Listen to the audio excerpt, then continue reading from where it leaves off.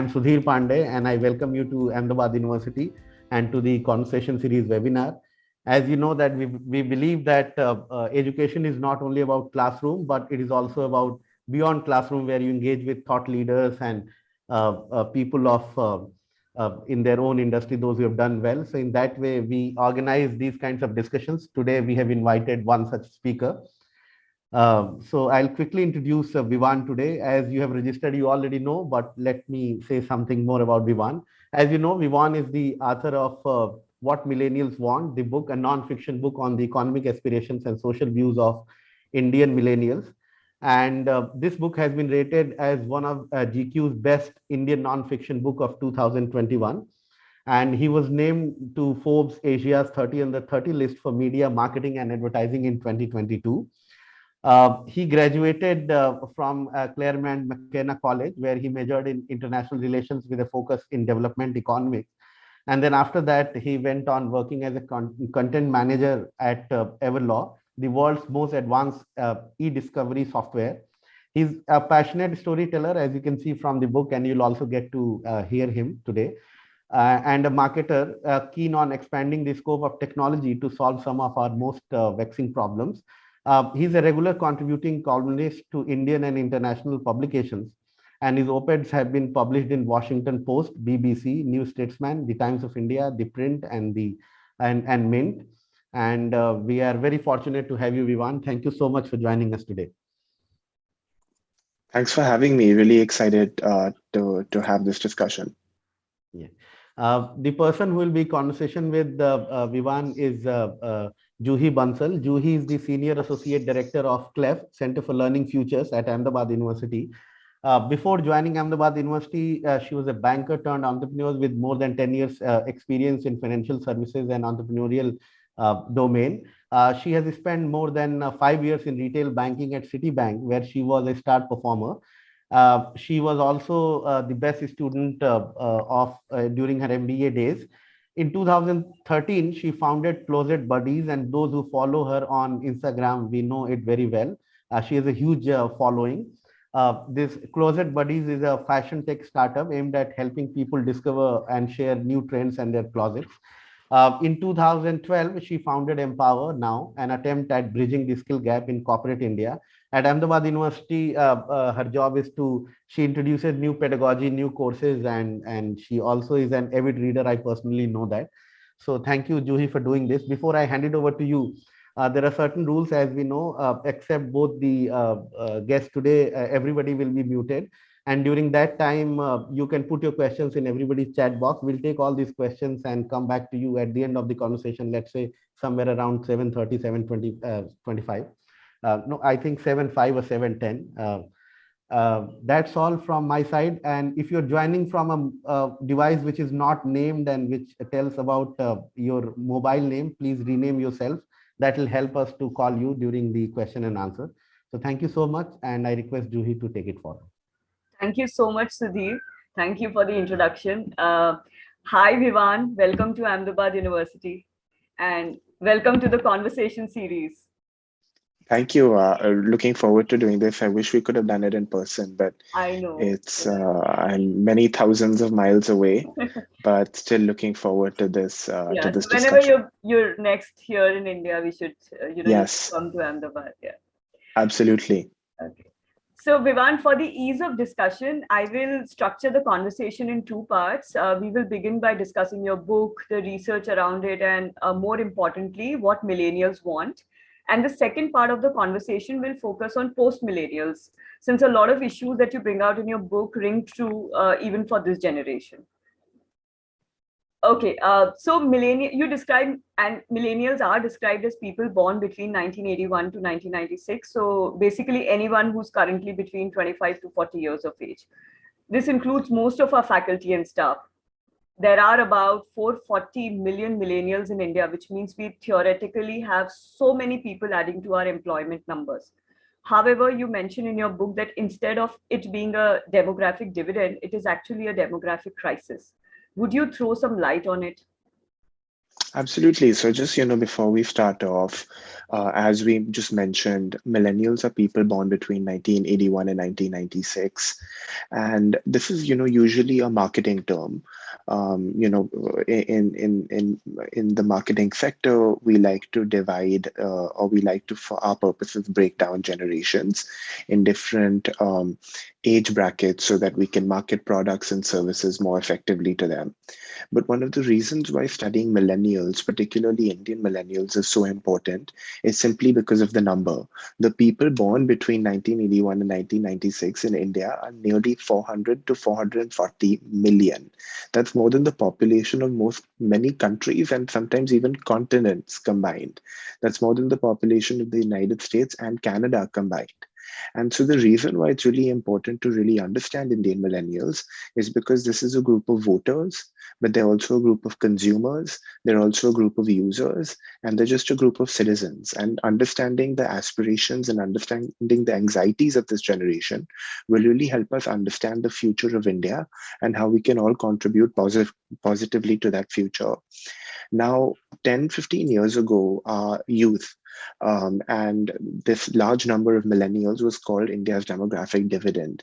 And the belief was that if we invest in the potential of this youth, and if this youth has very high paying jobs, they are able to spend money, they're able to purchase goods and services, and then they pay taxes, and that money goes back into the economy, and it essentially creates a dividend or an economic dividend where new industries, new sectors are being created, and prosperity is flowing for everyone. And so that was the belief 10, 15 years ago that India's youth would actually be would actually be one of its positive qualities, when contributing to the economy. But unfortunately, what's happening today is that the youth is seeing some of its highest unemployment numbers. And when you go out to small town India, you're still seeing youth engaged in these odd jobs and informal jobs where they're not really able to, make a lot of money and consume those goods and services or contribute to the economy and society the way we expect youth in India to contribute, or the way we expected them to contribute 10 or 15 years ago. And so we are actually at a stage where, in other countries, when the youth is employed, they're paying taxes, and that tax money is used to fund services for older generations. But in India today, we're at this, funny stage where political parties are actually creating welfare programs for the youth, which is kind of, counterintuitive. And it's kind of, the opposite of what we should be doing, because the youth is, the one that funds the social programs for everyone else. But just the high rate of unemployment and the lack of, economic opportunities or stable, I should say, stable economic opportunities in small town India is really creating a big, demographic crisis that you're seeing with some of the job riots, that you're seeing with the fact that, every time a new government position opens up, you have thousands, if not millions of people applying for them. And you're just seeing in, the broader social strife, the response to the Agnipath scheme, the response to, any program that sometimes changes government recruitment, the way so many people agitate, just shows that we haven't succeeded in creating those private sector stable jobs that would otherwise have the youth employed.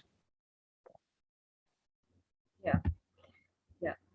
In fact, I remember one part in your book where you've given data on how even for the position of a peon, PhDs are applying. And I was just joking with one of our faculty members, and he was like, "Oh my God, is that yeah?" So it's sort of scary in a way.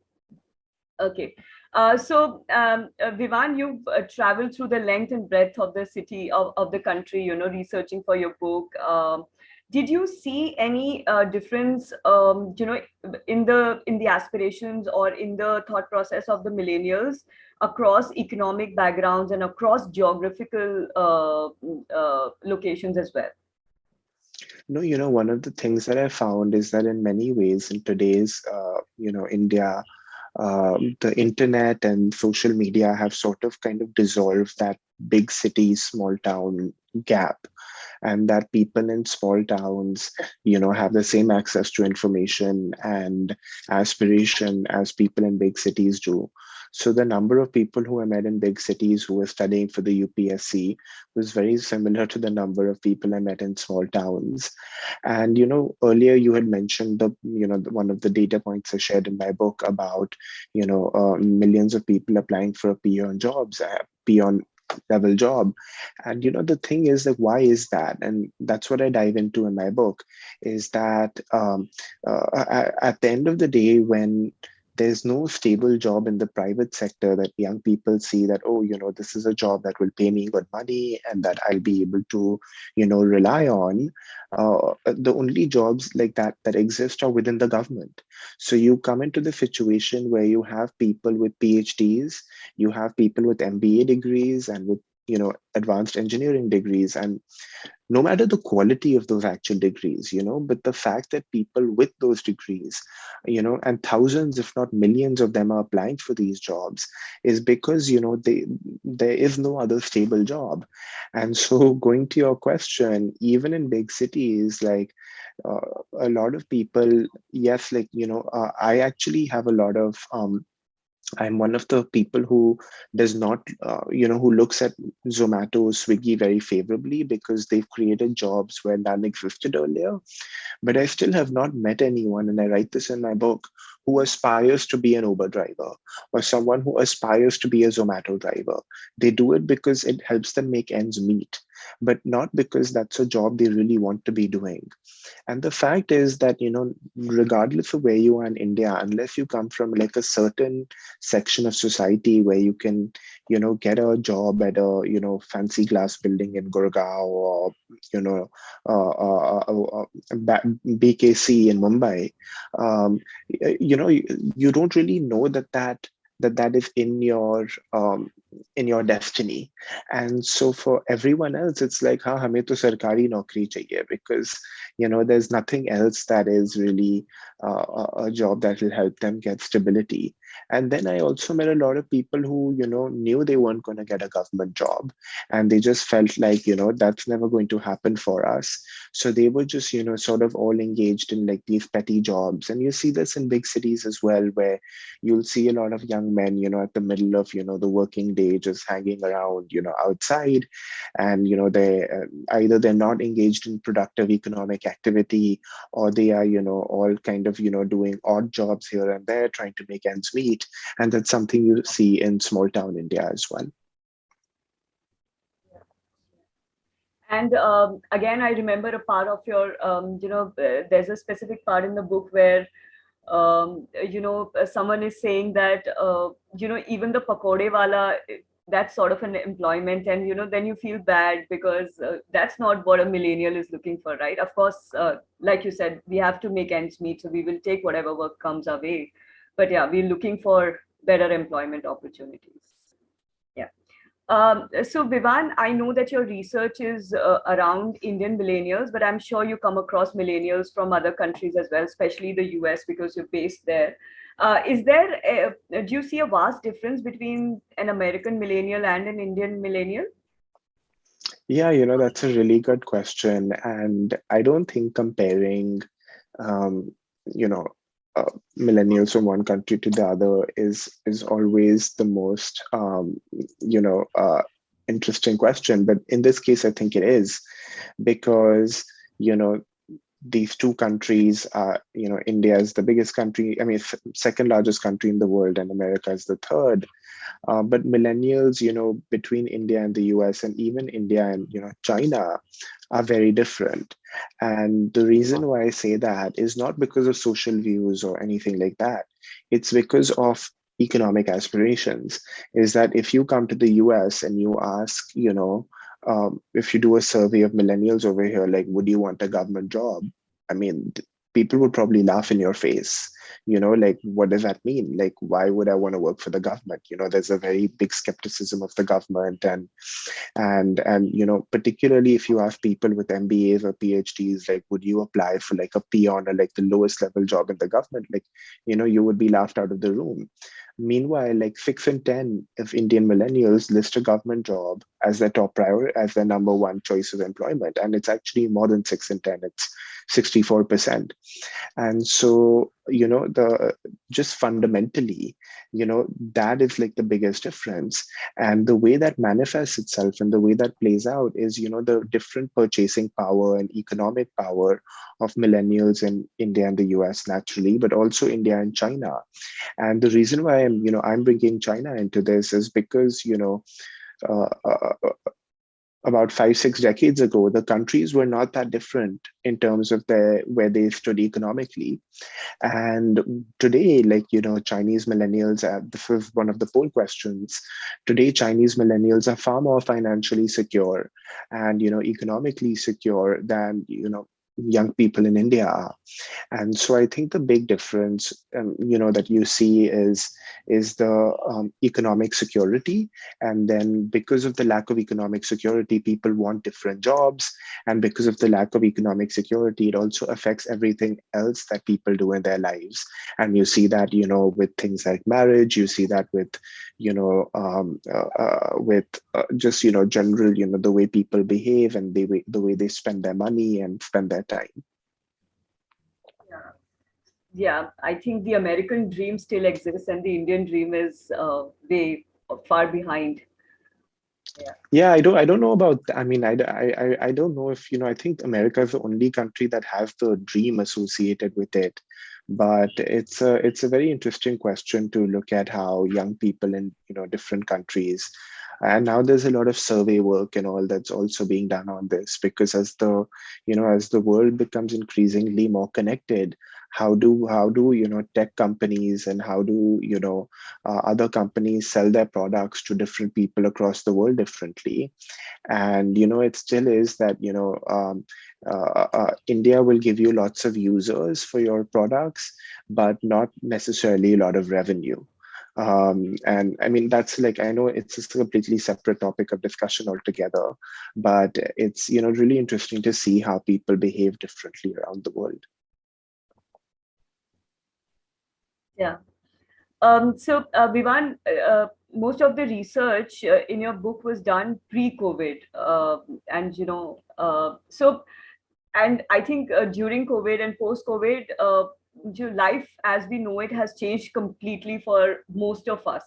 So, do you think have you had a chance to revisit some of the conclusions in your book, and do you think they still stand true, or is there things around the gig economy or even education? So much has changed over the last 2-3 years.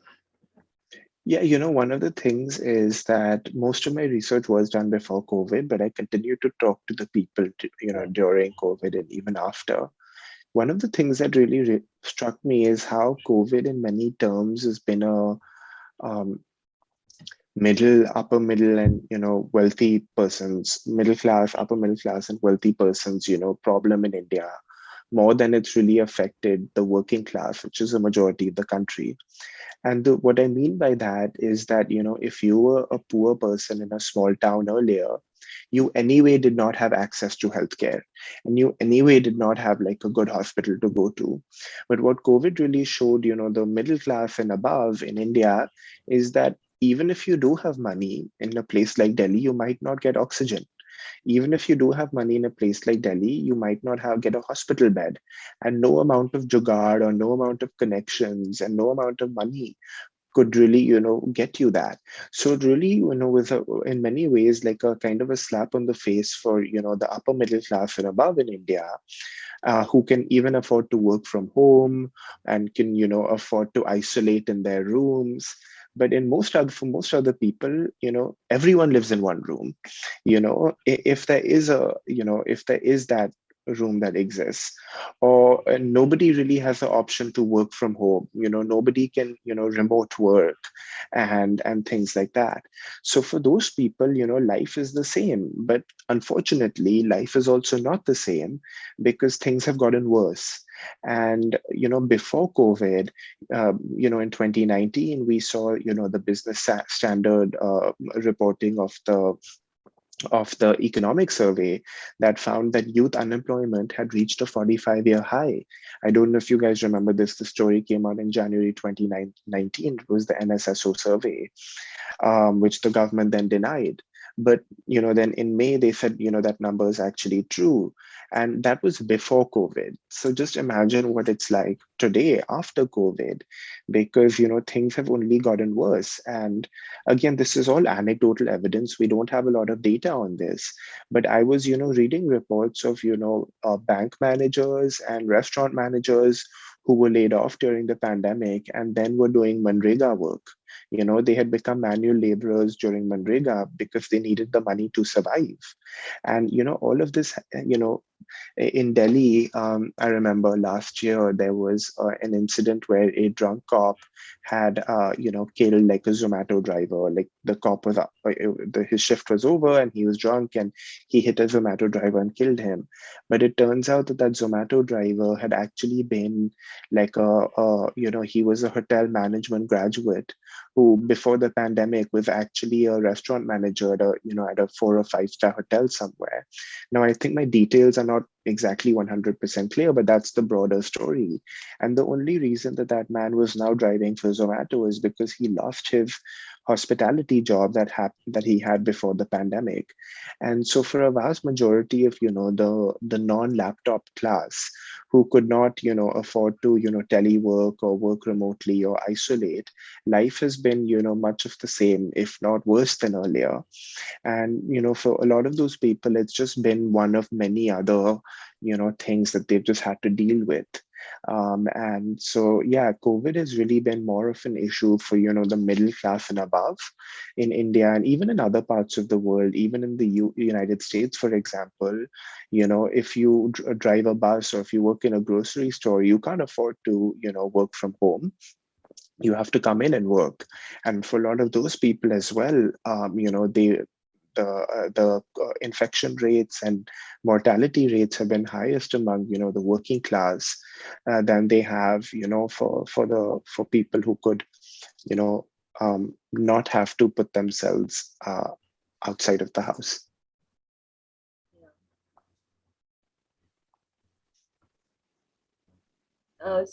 Vivan, your chapter on education, I think spoke the most to me. And I think I'll come back to that in greater detail later. But, there's another chapter on social media and, you mentioned how it's democratized the world. And we all know that we've seen its impact in the last decade. Do you think social media and education can be brought together to make a difference? And not just online education, because we've seen a lot of online education in the last 2-3 years, and I'm sure our students here will also. You mean you don't like Byju's? You don't want to see more of Byju's?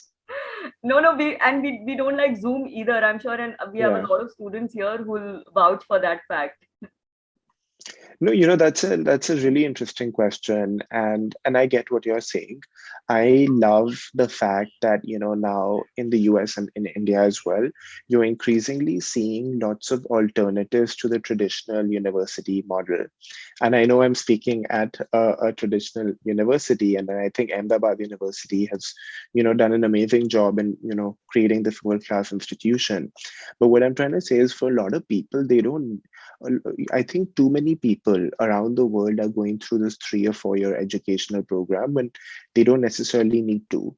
And by that, what I mean is, like, we know that we need more developers and we need more coders. But is it really necessary for those people to, why does a developer need to start at 19 or at 18? Why can't someone who was previously working, someone who is digitally literate, or if maybe does not even need to be digitally literate, say who's 30, 35, or even 40, why can't they take a really intensive course in Python and become a Python developer? And if that course takes 9 months, let them spend 9 months intensively, whether that's online or whether it's at a brick and mortar a room. And why can't they become a Python developer and start working on developing applications and websites on Python? And so what I really mean to say is, like, COVID showed us that and I don't think actually India did this effectively. Schools had been shut for far too long.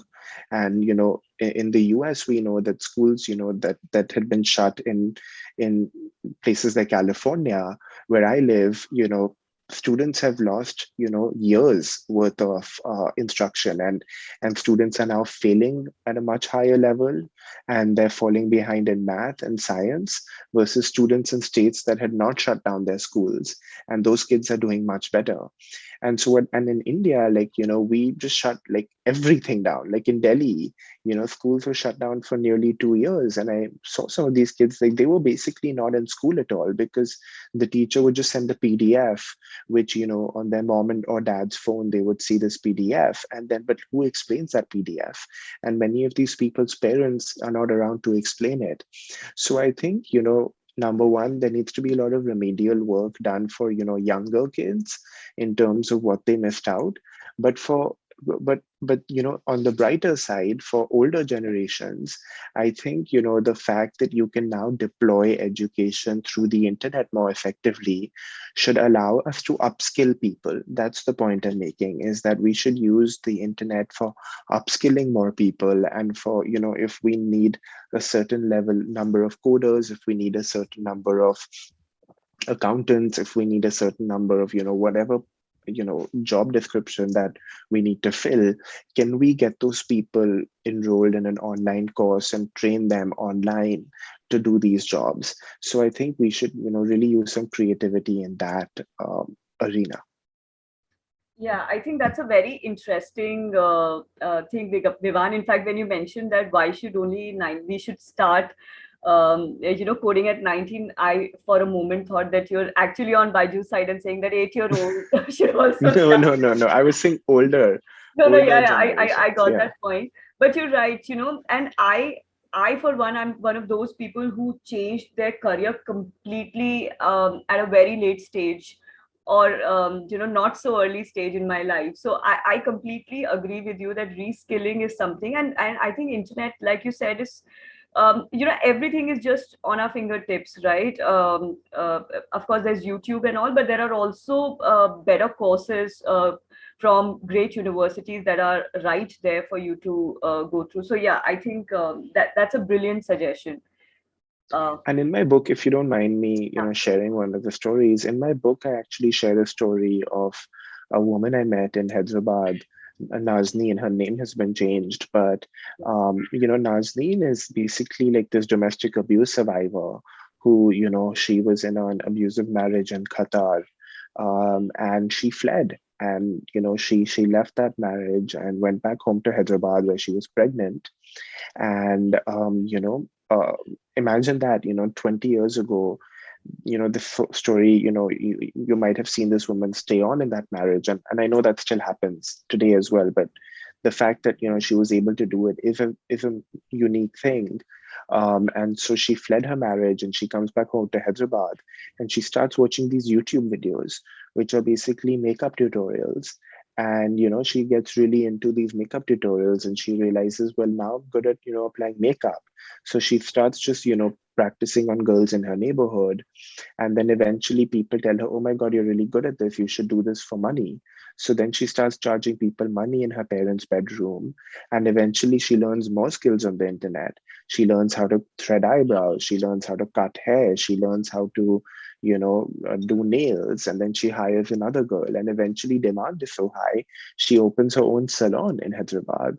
And just imagine that, like, this woman who's learned everything on the internet, has now become an entrepreneur, opening her own salon. And that story would not have existed earlier, and the internet enabled it, and social media enabled it, because Facebook, WhatsApp, Instagram, they became her word of mouth and her way to get clients. And I think that's just such an incredible story on the power of the internet, in really, depending on how you use it, obviously, but the power of the internet in letting you just access whatever information you want, becoming an expert on it, and then using it to make your life better. And so there's, I've shared her story in my book as, someone who really benefited from the potential and, the great advantages that the internet can offer you. Yes, I remember that story. It was a very heartfelt story. In fact, I think I'm sure all of us here know somebody who's, know an influencer who wasn't that big, maybe 3 years ago or 4 years ago, and suddenly influencer marketing is like the next big thing. And in terms of skills, also these are skills that you're like, my parents would have called these skills not useful, right? They would have said that no, you better study what is this makeup or what is this dressing up and all of that. But yeah, I think I think. Uh, Today's generation is doing jobs that we couldn't have thought of 20 years ago, and it's all thanks to social media. Absolutely. And I think there's also obviously an underside to all of this with, with some of the scams that take place and, the things like that. But, at the end of the day, like before TikTok got banned, and I think the ban is actually a good thing because we don't know, what its parents company is doing with its data and and all of that. But before TikTok got banned, the number, the top influencers globally, the top TikTok creators globally were all from India, and they were all from minority or marginalized communities, and they were making a lot of money by dancing and by sharing funny videos. And I think that's what really it imagine those people having this kind of opportunity earlier. And just because of my work, I follow quite a few small town influencers on Instagram, just to stay current and updated with what's going on. And I'll follow people with hundreds and thousands, if not millions, of followers who are posting dance videos and voiceover videos from like villages and fields and small towns. And imagine those like that demographic being so connected to the rest of the world 20 years ago. That was impossible, because the way information flowed is that it came top down. So it came from the radio, it came from a newspaper, as opposed to going from the bottom up, where today anyone can become a creator. And in places like India, that's even more powerful because so many people have been left out because of their geography or because of the economic circumstances. Yeah. So Vivan, in the book, while doing the research, do you think did you also were you able to capture the differences between the thought processes of men, women, so basically the entire gender spectrum? Because it wasn't very clear from the book, and I'm sure you interviewed many people, but you could only mention a few in the book. So yeah. Yeah. Yeah. No, one of the things when people do research in India, and this is whether you're a man or a woman asking questions, is oftentimes it's actually difficult to interview women. And so just imagine that, like imagine me, 3 years ago going to a small town. And just to answer one of the questions, I think Devi Prasad asked a question about small towns. I just want to say that my book and most of my research has been in small town India.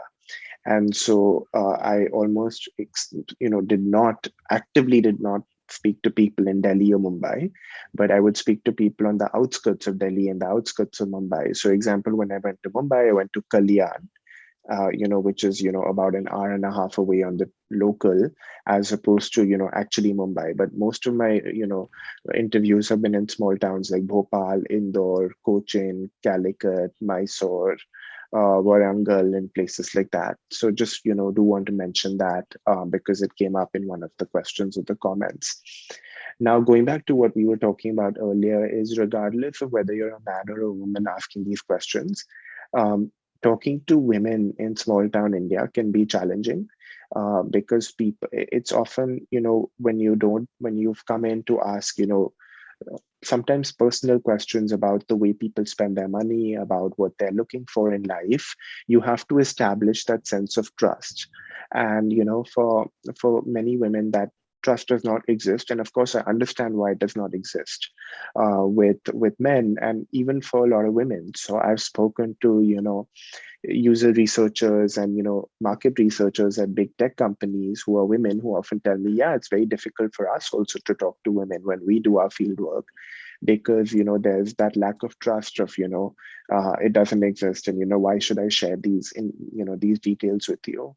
So I think I mentioned this in the book as well, is that I did end up speaking to more men than women, but I did make an effort to talk to as many women as possible. So my book is not academic; it's a nonfiction book. So there's not been, peer review, or there has not been like a research process that's been scrutinized by, a panel or a faculty, and or an institutional review board or anything like that. But I have made a concerted effort to talk to as many women, and also people from minority and marginalized, or underrepresented communities as well. So I would actively go and seek out some of these individuals to, survey them and ask them questions so that I could include them in my book. And did you think that something stood out in terms of, again, the thought processes, even if it was a very small set of people you met? I did notice that, for a lot of women who are, and I share some of these stories in my book, is that a lot of, young Indians today are very outwardly cosmopolitan and are very outwardly modern. So people will wear, Western clothes, and they'll watch Netflix, and they listen to Drake. But back at home, they want the traditional gender roles, and they want the traditional, and maybe even more traditional than earlier generations. And they want, everything to work in a certain hierarchy, and they want everything, men should do this and women should do that. And, what's the problem if, if you work and you also cook and you also clean, like why should I have to do any of that? So I have noticed that has been a difference even today between men and women, and this sort of cuts across socioeconomic, bubbles in India, that you see this, with every demographic group, and so that hasn't changed a whole lot. Okay. I think as a maybe because like you said, we live in our own bubble. This sort of comes as a shock. Even while I was reading your book, the traditional bit about the millennials really came as a shock. But yeah, I think we'll come back to that. So I can share one of those stories, Yeah. because I think stories are so much more insightful. But there's someone in my book who I write about, where both she and her husband, they have good paying jobs. They both work in the services sector, IT, I think, if I remember correctly. And but she was telling me, almost crying. And she was telling me that, I wake up at 5:30 so that I cook for him and I cook for, everyone at home. Then I go to work, but then we both come back from work at the same time, and we both make, a similar amount of money. And he goes and lies on the bed and watches Netflix while I'm in the kitchen making food for everyone once again. And she says, I don't even mind doing it, but I hate being taken for granted. And I hate it just being expected of me. There's no thank yous. And it's just expected, like, oh, obviously you're going to do that. And she's like, what's so obvious about that? We both, make the same amount of money. We both have jobs. Why am I doing so much more extra work, unpaid work, while, he doesn't have to do it? And so and this is a person who, travels abroad, lives in Jaipur, which is not a big city, but, is a thriving, city in India. They consume, lots of goods and services, but, that traditional, way, way of operating, continues in many ways. Yeah. So, Vivan, over the last decade, we've seen a shift towards a typical white male majoritarian view, or the upper caste Hindu view in the major economies of the world. How do you think we'll ever cover up the ground, or do you think we'll not be able to cover up this ground? I sort of feel that we've gone back 50 years, with all of this. Yeah, that's an interesting question. But I think is at the end of the day, and I write this in my book, is that people from underrepresented communities are sharing their stories no matter what. And so in my book, I write about a Dalit rapper named Sumit Samos. And I first met Sumit, in 2019. I was invited to do a show on, Barkha Dutt's channel. There was like this channel, I think it was called Tiranga TV or something like that, which does not exist anymore. But she had invited, a bunch of people to talk about the youth vote in 2019. And Sumit had been invited to, rap because he was a rapper. And Sumit's story is so interesting. Is he's a Dalit man from Orissa, from Koraput, Orissa, which is a small town, and he joined JNU. And in JNU, he wanted to join campus politics, but he found these, left-wing groups, these communist groups, which were led by upper caste students, that told him to just stick posters on the walls. And he, refused to do that. He said, "Why should I be the one, sticking these posters on the walls?" So he essentially started rapping, and he started uploading these videos on YouTube. And then in 2016, when the Rohit Vemula suicide happened in Hyderabad, one of his videos went viral, and I think like Sumit got like more than 50 or 60,000 views on it. And since then, he became a celebrity, like an internet celebrity. And so he was obviously invited to perform on Barkha show, but he was also invited to perform in all across India, in Paris and in Mauritius, and really all across the world. And today, Sumit is actually at Oxford because he got admitted to a master's program over there, but he didn't get a scholarship. So he went onto the internet and he started a GoFundMe fundraiser to raise money to go and study at Oxford. And what the reason I share his story is, he is someone who has created this life for himself outside of, taking permission from anyone. And he said, "I'm going to do this anyway. I'm going to share my view." And you're seeing that with a lot of people, that the internet and technology have enabled them to share their stories with the world, and to break out of the traditional ways of success and the traditional paths of success and doing things, and just finding it on their own in these other ways and methods. Yeah.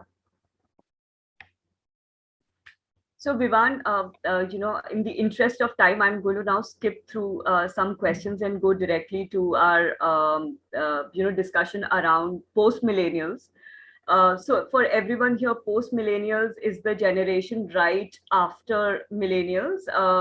So people born between 1997 to 2012 are called post-millennials, which are essentially all our students. So Vivan, do you see a vast difference between millennials and post-millennials?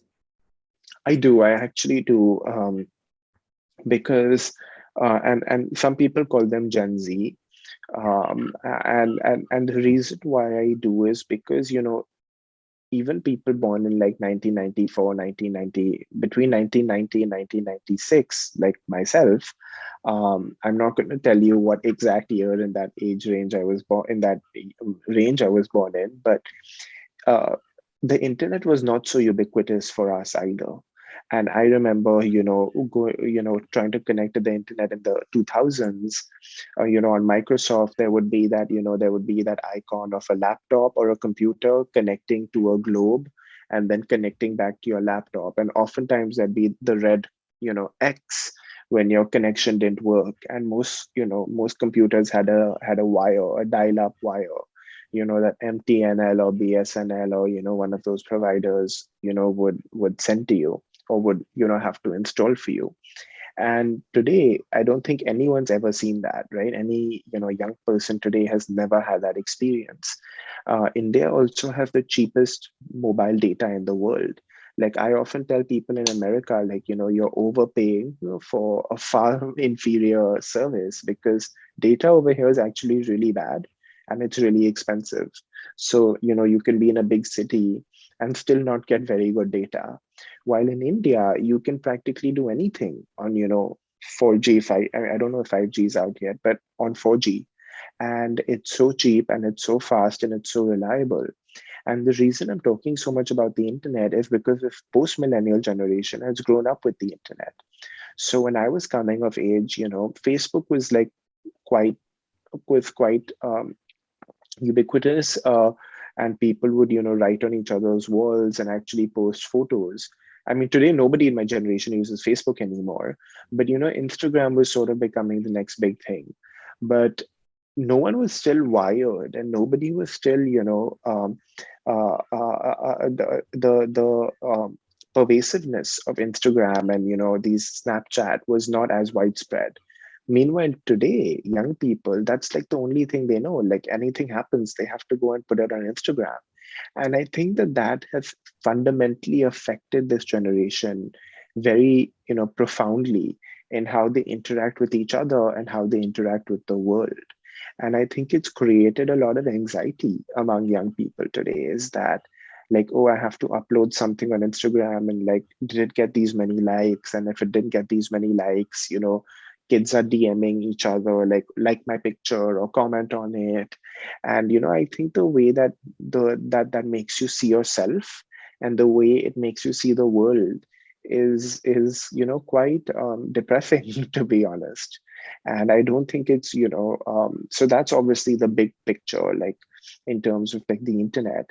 But the second, profound thing is that 20 years ago, millennials and younger Indians and adults had very few choices, or 30 years ago. So there were fewer brands of goods to buy. There were fewer television channels. I remember growing up, there used to be Star Plus and Z and Star World and Z Cafe. So those Hindi channels, and there were maybe a few others. And then like there were only two English channels, Z Cafe and Star World. But today there's like countless just on Tata Sky, but then there's also Netflix and Prime Video and, you know, all of these other providers that have now come up. And the choices that are available are, for entertainment and for opportunity are far more, in number. But again, the fact that, incomes have not risen in tandem with some of these choices is, a big thing that even post millennials are unfortunately going to face at some point. Now the oldest post millennials are entering the economy, they're entering the workforce, and I don't think a lot has changed for them either when it comes to employment. Vivan, your description of your life makes me feel that you and I are two different generations. Because when we were growing up, there were internet cafes. We didn't have computers at home, and it was, and we had only two channels, DD1 and DD2. So that was. Yeah.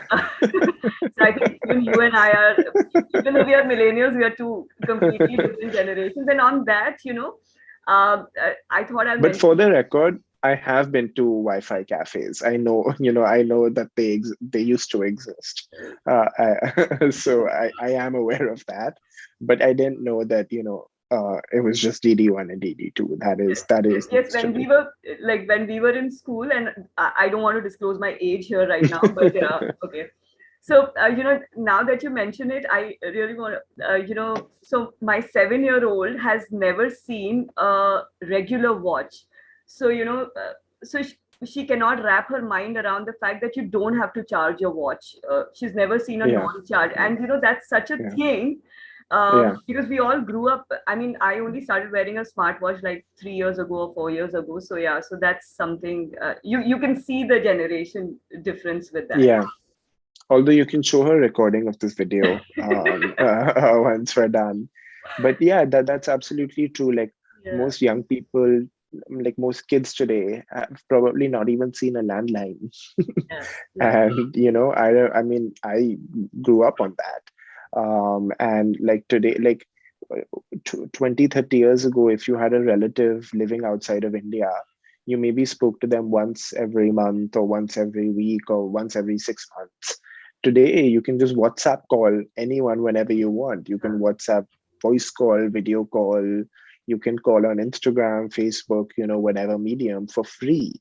So, I think, like in that sense, like young people have so much more going for them than we did. But I also wouldn't want any of the, I think overall, some of the negative aspects of social media are really profound, which I don't think I would have wanted to grown up with. Like, I don't know how many young kids today just go out and play, without their phones. And I think that's really a tragedy. Yeah. So also, coming back to your chapter on education, Vivan, frankly, the state of education, as you mentioned in the book, hasn't improved drastically for post-millennials. In fact, I would go out on a limb here and say, and I'm not talking about my university here, but most, when I see my daughter's school or other places, they've not really updated their teaching material as well. So, what we studied, post-millennials are actually sort of studying the same bit. And the education system also still works towards filtering students as against educating them. And whether it is K-12 or it is university education, I feel that it needs a lot of reform. So what are your thoughts on this? No, absolutely. That's something I read in my book, is that we don't have an education system. We have a filtering system where we're not educating kids, but we're filtering them towards a small number of IITs or IIMs or AIMS, or whatever, medical colleges. But at the end of the day, what are we teaching them? Are we teaching them with the skills that they can go and use anywhere? No, we're not, because everything exists on this coaching center model, that you're not going to learn anything in school, so you need to go to a coaching center. And now coaching centers exist at every price range. So you can find a coaching center for 1,500, 15,000, probably even 15 lakhs. It wouldn't surprise me if those exist either. But that's like the real problem over here, is that instead of expanding opportunity, we've just expanded education.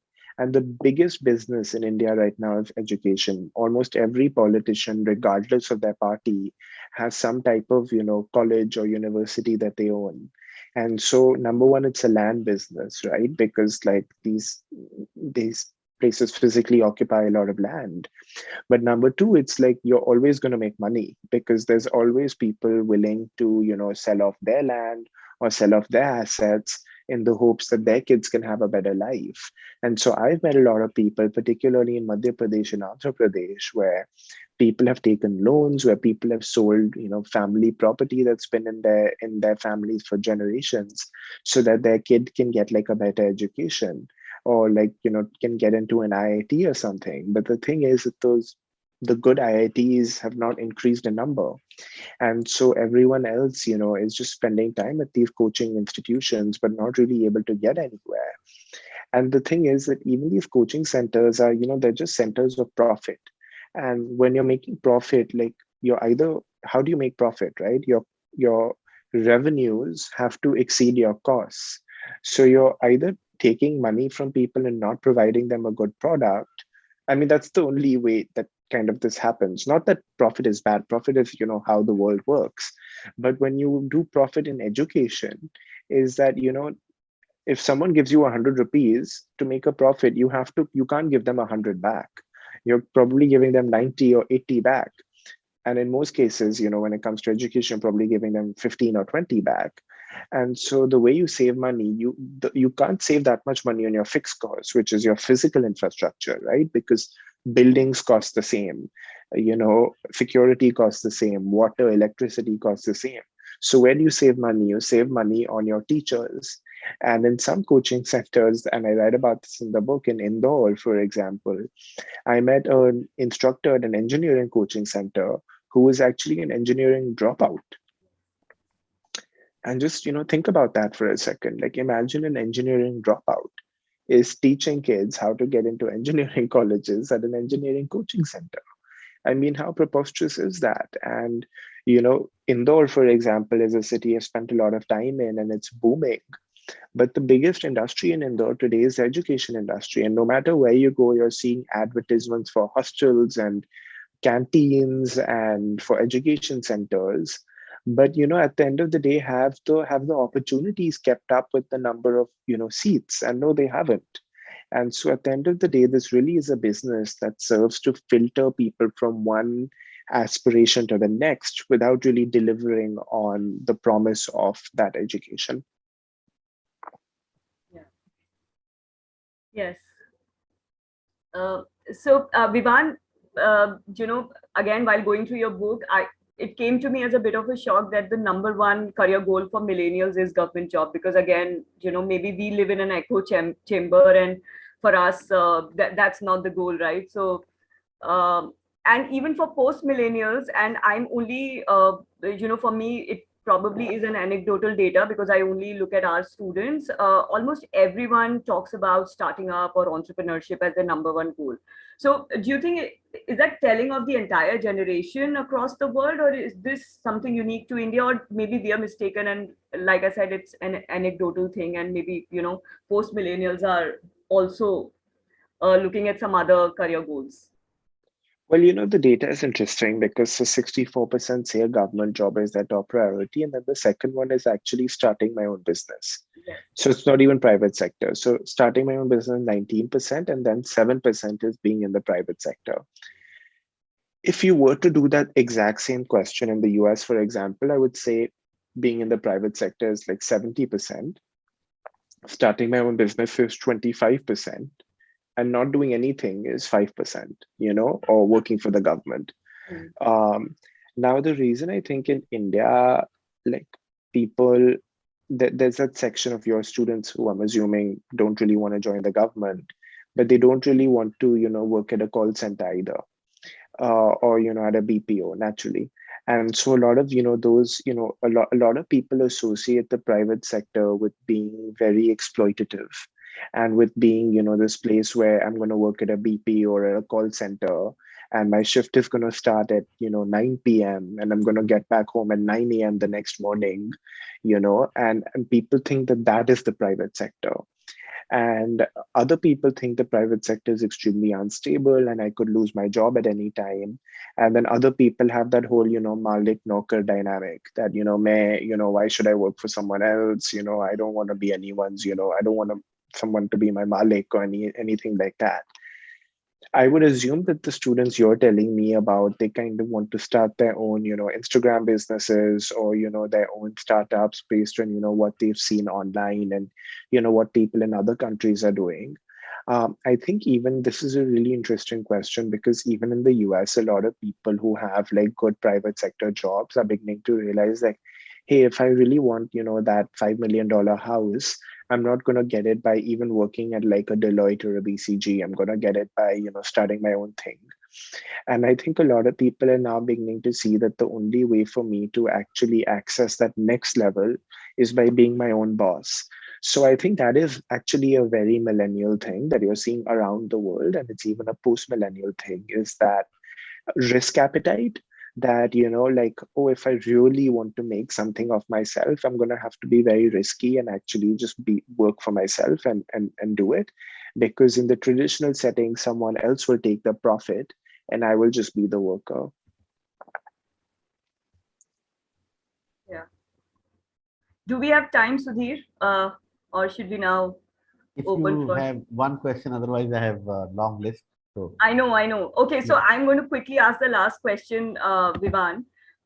Again, it came to me as quite a bit of a shock when you said that the millennials, you described the Indian middle class as aspiring, upwardly mobile, yet traditional.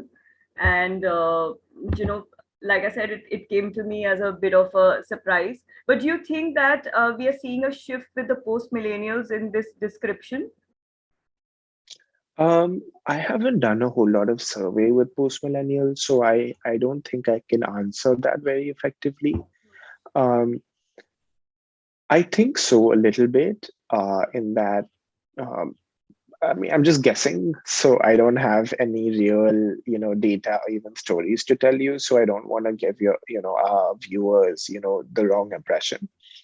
But I think that, even among millennials, like, yes, people are traditional, but they're not as traditional as their grandparents were, So with post millennials, like, even if, this generation is traditional compared to their peers globally, they are not going to be as traditional as their grandparents, who are the parents of millennials. So I don't think that that on an absolute sense that trend would exist, but comparatively, probably yes. Okay. Thank you so much, Vivan. Over to you, Sudhir. yeah, thank you so much. That was Thanks, really... Juhi. I mean, thank you for, reading my book and asking those, questions. I think, we need to be talking about these much more. And so I'm glad we were able to have this conversation. There's so many more questions, Vivan, that I I want to know. ask you, but I'm going to take that offline maybe later. And I have so many to ask you. So yeah, we should take it offline. Yes, yes. Okay. So now I would like to invite people to come on camera and ask their questions. So first, I would like to invite Dr. Nandini Kannan to ask a question. Dr. Nandini, if you can, thank you. Hi, everybody. Good evening. Good morning, Vivan. How are you doing? Good morning. Yes, Thank it's very you. early here, but I'm doing well. It's been great Thank to you so join much. this discussion. It was so wonderful hearing you. I've been dreaming of the demographic dividend for the last 20 years now. And it's such a joy hearing someone talk about the millennials and the post-millennials. I've been having this question in my mind. I've worked a lot in the area of skill development, employability, and also with the government of Gujarat on projects to get the youth to become employable and things like that. One thing that has been gnawing me from within, or something that's bothering me a lot, is that like the telecom sector has been able to capture a whole lot of people, even in the informal sector, the sabzi walas, the pan walas, and everybody practically using mobiles and social media. Don't you think we in the education sector have been failing in some way to integrate ICT-based education into the mainstream? Considering that, notwithstanding Juhi's point of liking the offline alone, but I personally feel that the online or the blended mode is extremely scalable and cost effective and probably the way to go. I think considering the kind of population that we are dealing with in our country, it's one of the best things to happen. So if the problem is more with the way we are using it, or probably we're not using it, our inability to adapt to the best blend is something where we're missing a point. So this is my perception. I'd like to know what you think of it. And as someone who's been ideating on this or has been working a lot on this, don't you think that the technology, the ICT platforms can be used in a huge way to look after education needs, skilling needs of both the formal and the informal sector in the country, in a country like ours? What do you think of it? No, I absolutely agree with you. Thank you so much for your question. I think we have definitely failed at creatively using ICTs in innovating on education. So I'm in complete agreement with you on that. I don't know, but I don't know of anyone who has figured it out. So I do know that in the US, there's a startup. It used to be called Lambda School, and now it's called Bloom Tech. And in India, you have a similar counterpart where I know some people, it's called Masai School. And what these people essentially are doing is they are online academies for people to basically become coders slash developers. And essentially you don't pay anything. So it's almost a 3-year education that you're not paying for, but it works on an income sharing agreement. So if you get a job afterwards that pays you, like, for example, I don't know what the number is, but it pays you more than 10 lakhs a year, then the provider of that education will take a certain percentage from that, like 10%, 15%, which is only contingent on the fact that you've made that money. So I actually think that's amazing because it's not exploitative. You're not paying anything upfront. And if you get a good job, then they're taking, 10 or 15 or whatever percent, because they've provided you with the tools that you needed to get that job. So I think it's real creativity in the revenue model because it kind of breaks the traditional revenue model we've seen in Indian education or private Indian education. But then also, I know Masai School is doing really interesting things. Like in many ways, they're actually paying people. They're giving students a stipend while they're enrolled in their program. So they're not even, they're not taking money, they're giving them money. But your original question on the actual deployment of that education, why can't we innovate on deploying education more effectively on ICTs? I think that's a great one, but I don't know anyone who's really figured it out. Because, if someone had, I feel like we would have, been inspired by them and tried that in India. My biggest sort of, disappointment has been, we have all of these engineers and all of that in India, and we haven't been, able to innovate. But it's just the absolute lack of creativity that we've seen where when schools were shut, they just sent PDFs like, here's the PDF. And what are kids supposed to do with that? What if someone, like, especially if you come from a low income household where your parents are not educated, there's nobody there to explain it to you. So I think we really did fail.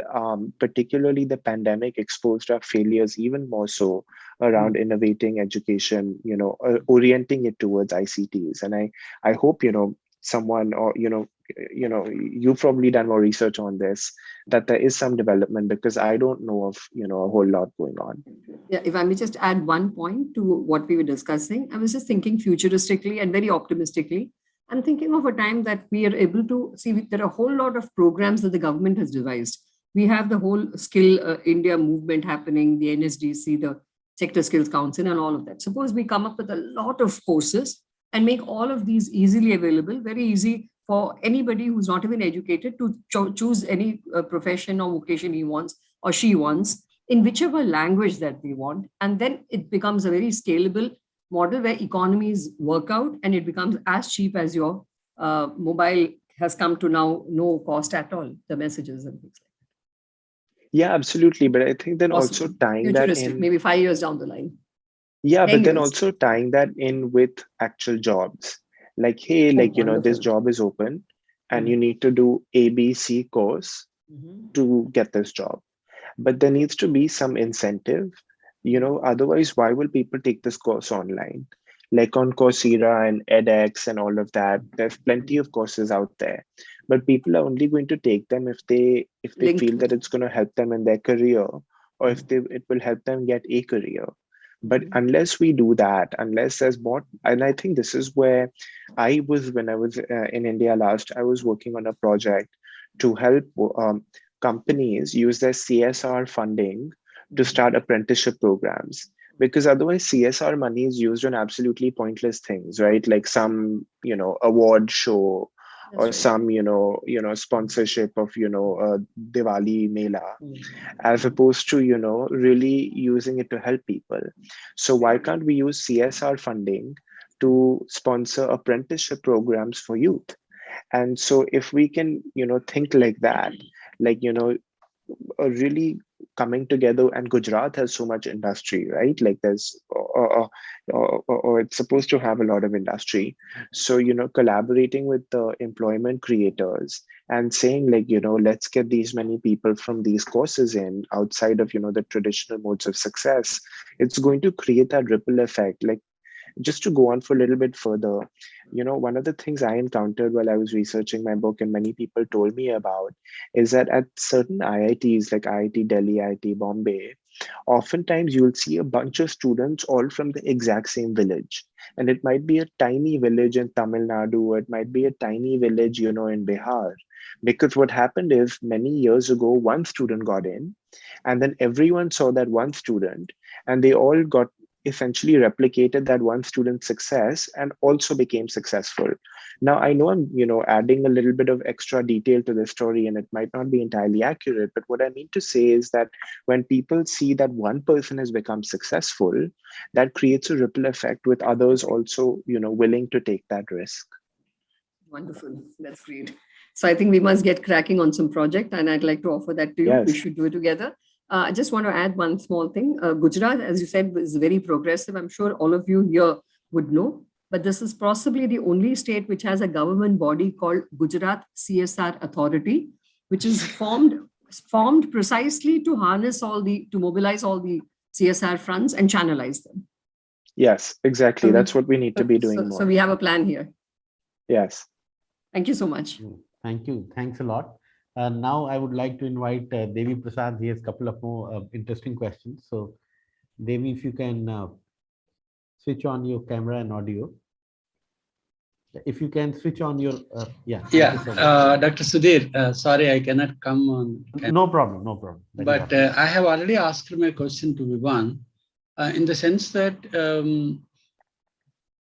there is a difference in the current millennials compared to the earlier cohorts, that this group, the current group, has become more materialistic. I'm not finding it wrong, but they are more concerned with the materialistic things, their living, their how to get a good job, rather than driven by any other kind of an ideology, whether it is social service ideology or any other kind of ideology. So the ideological content in the aspirational space of the millennials, I think is not only have not only declined, but I think totally absent. So what is Vivan's comments on this? What is his observation? I would like to know. Am I clear? Audible? Yeah, I can hear you. Thanks for that Yes, question. thank you. But I think ideology, is a bit of a luxury to have when, you don't have, a job, or, when you're not able to clothe yourself, or when you're not able to, feed yourself. And I'm not talking about, absolute basic essentials, but I'm saying, at the end of the day, people who've grown up with a certain level of aspiration, they also want to be able to meet those aspirations. So I don't know whether ideology would necessarily drive people as much as the fact that I need a job that helps me pay my bills. And of course, bills are all relative, because your bills can be very low or your bills can be very high based on how much you consume, like you had said, and based on what your material desires are. But I don't necessarily, I have noticed that millennials, might not have that ideology, but because I'm a millennial myself, I don't know if previous generations had it.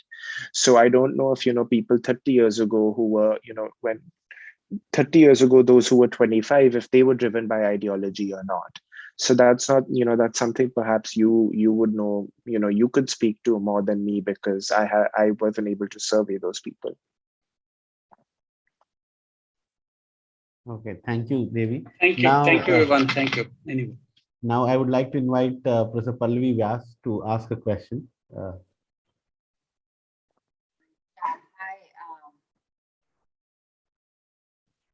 Hi, Vivan. Very thoughtful talk, and I'm really looking forward to reading your book.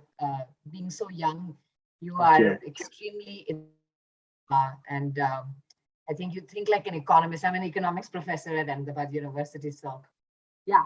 So, my question is, like, when you see all these young guys at Airtel and young women as well at Airtel, and any of these electronic shops, right? You see how fast they've learned this stuff, right? So if this is completely alien from where they came from, and they've managed to, like, they're fixing laptops, they're fixing your phone, they've got like a solution for it. You know what I mean? And they're not engineers, right? So they've somehow been able to develop these skills. So I feel like this is low-hanging fruit for us, because this is like high human capital that can learn really fast, right? So is there any thought on,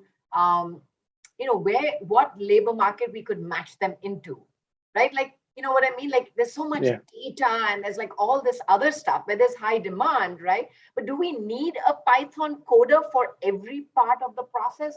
Or can we get these young, vibrant kids to somehow get into that supply chain of coding? You know what I mean?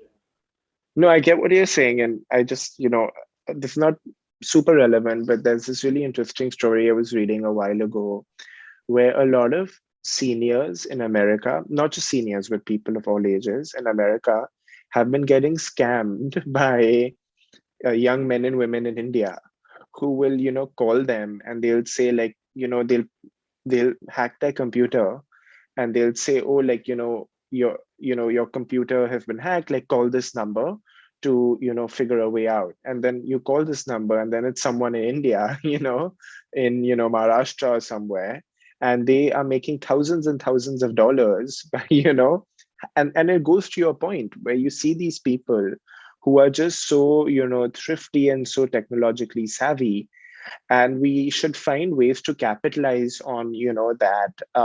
And I cover this in the book a little bit as well, that entrepreneurial spirit, essentially.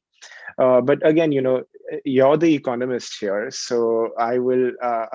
I haven't thought about the larger macroeconomic implications of this, because I think that there's all of this untapped potential, but it's untapped, right? So, like, what are the ways you tap into it? And again, we don't need we don't need to, these kids don't necessarily need to be at a university, or they don't need to be at a traditional, program.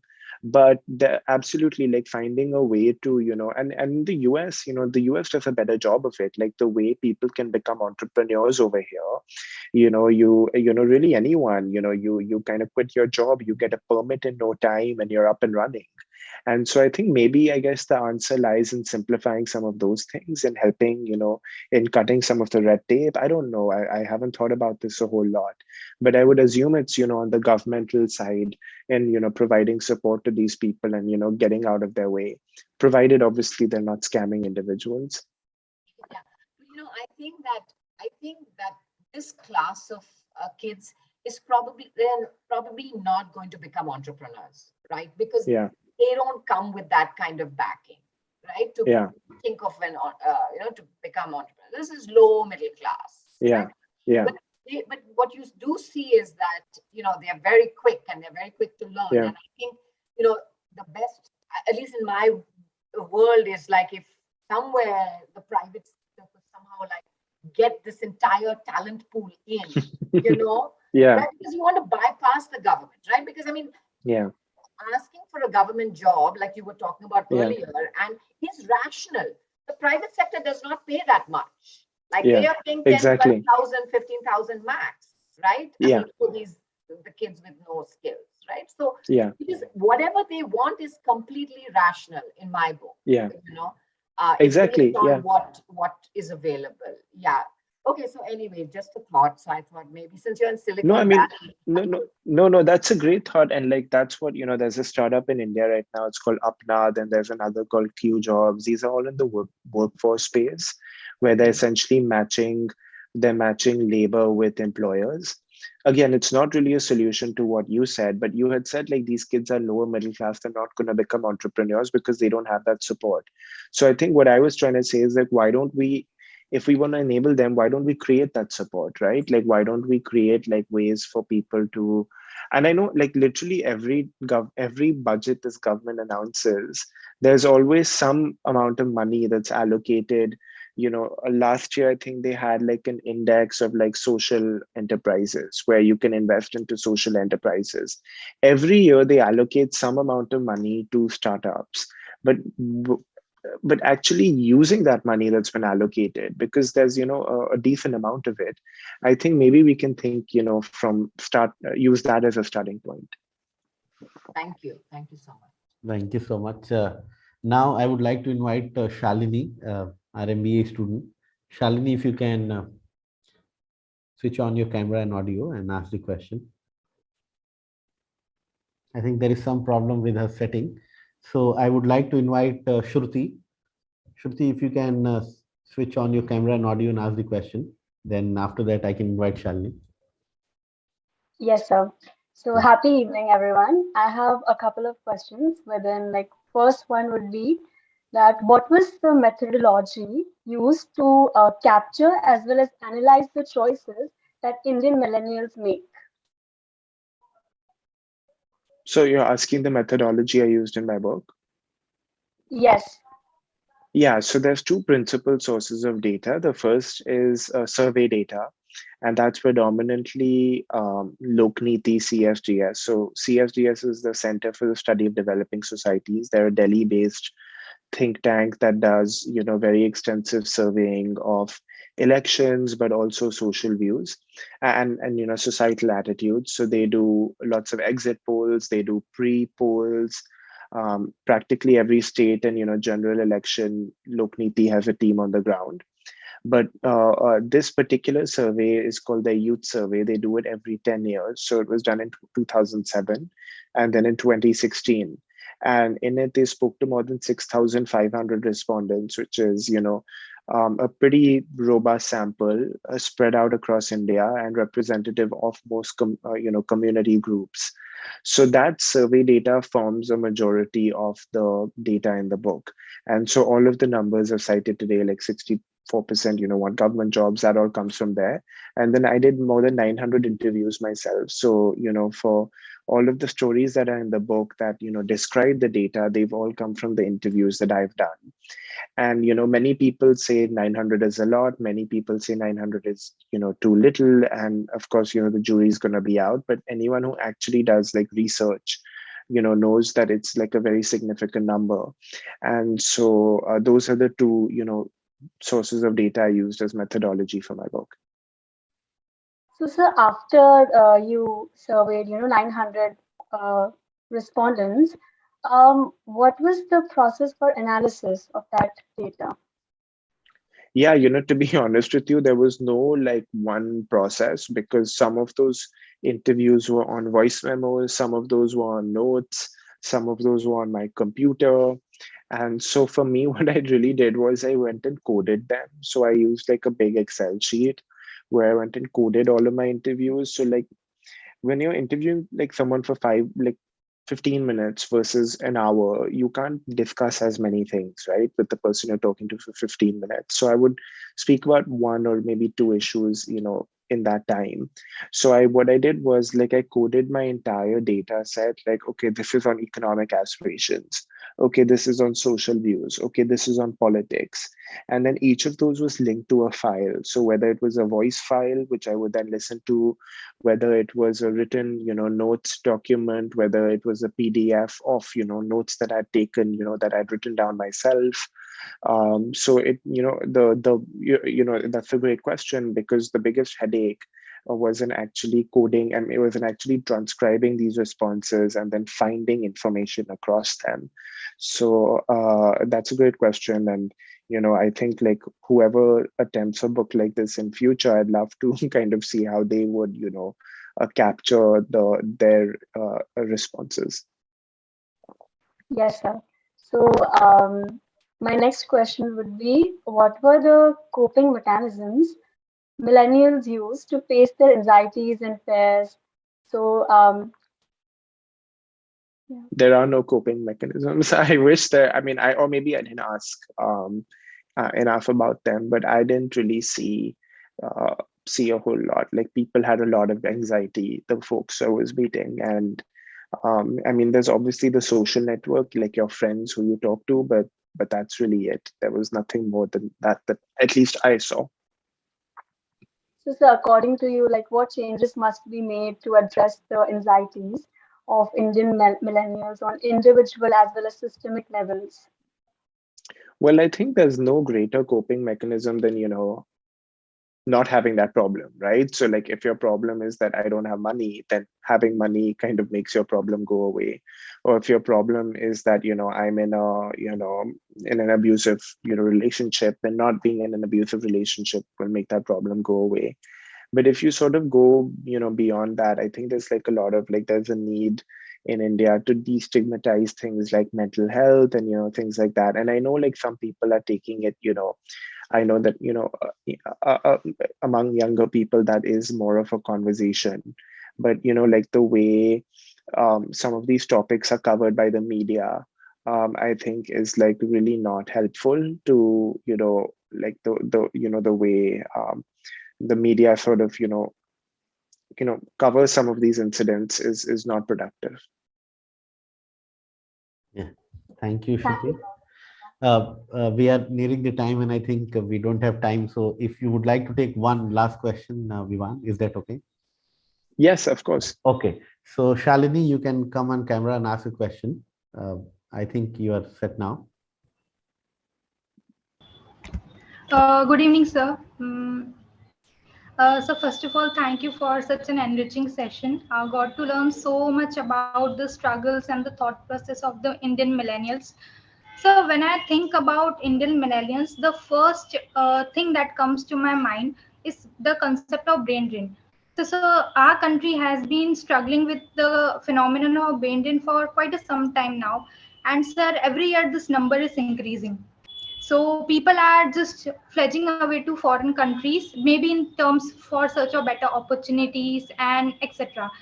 So I just wanted to know that as an Indian, when we see this brain drain happening, definitely we see it in a negative light, because no country would want their educated and skilled lot to leave their country and go to foreign country, and leading to economic loss to our nation. Yeah.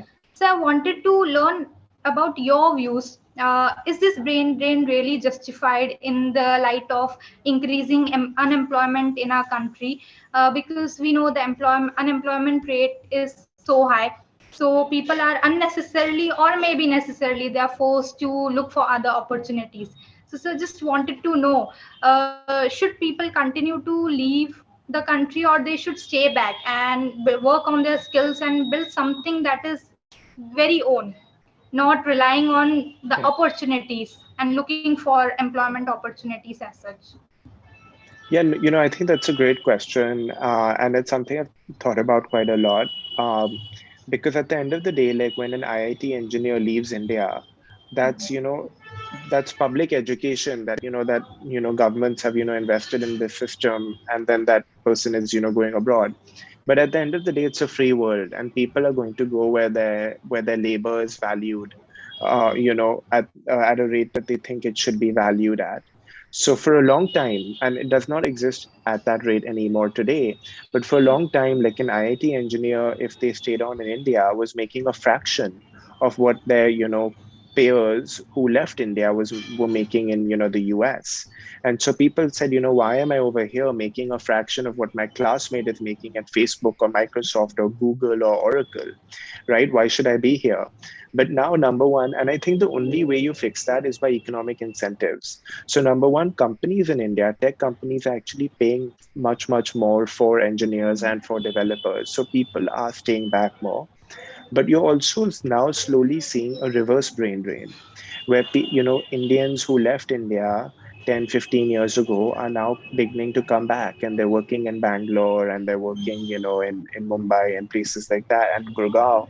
And they're like, well, now there's more opportunity. I mean, or there's more ways we can contribute over here. And in many ways, we can even make more money over here. So I actually mentioned a startup called Apna a few minutes ago that's in the workforce development space. So the founder of that, I think, went to some college in India and then went to Stanford and worked at Apple, but then in the US, but then moved back to India and started this company that's now valued at more than $1 billion.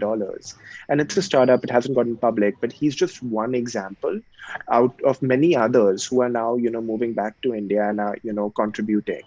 So I think, at the end of the day, like in a free world, you can't tell people like, oh, you should move back to not contribute to the brain drain. But economically, as people begin to realize like, hey, I might have more opportunity in India, that people are going to start moving back on their own. And I am seeing, like, even in Silicon Valley, like I live in San Francisco, I meet a lot of people like Indians, but also not Indians, who are passively investing in startups in India. And they're saying, like, we might not, like, this investment might not give us money, but the next one will. And I think that there is a little bit more optimism in that people are beginning to move back. And then there are some people who are also just staying back. But I think that's also limited to a small number of people. Like when you go to Punjab, for example, the every billboard in Amritsar is for a Canadian visa. And Yes, sir. and I think I read a statistic that something like 1 million Indians gave up their citizenship in the last Yes, couple sir. of I don't know, 5 years or something like that.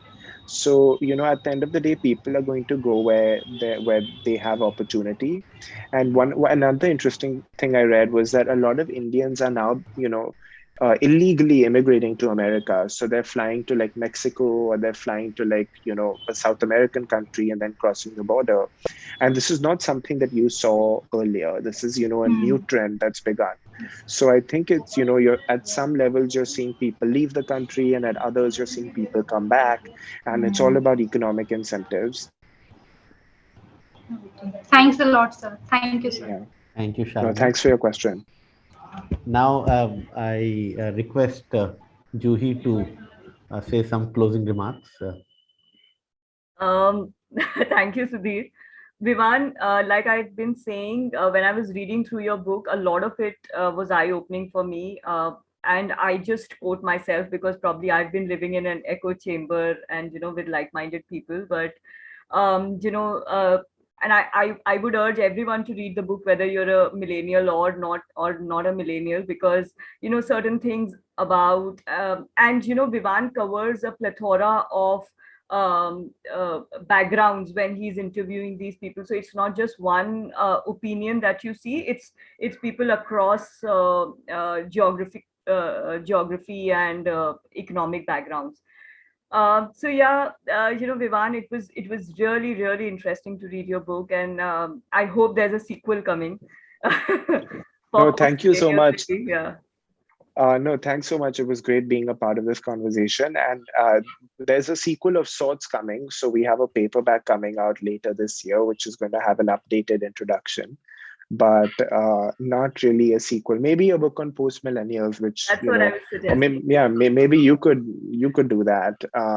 But the paperback will be out like later this year with an updated introduction and a few other conclusions and things like that. Great. Look forward to having that in our library for our students, maybe. Yes. Yeah. No, but thank you, and everyone who joined, and Sudhir, and everyone who joined and asked questions. I really enjoyed being a part of this. Yeah. Thanks to you, Vivan, for accepting and doing this, and that too. Here Saturday evening for you, it is early morning, so we are grateful to everybody who joined and asked questions, and see you again soon on one of these Saturdays. So take care, everyone, and thanks a lot, Vivan. Thank you, Sudhir. Thank you. Bye, Vivan.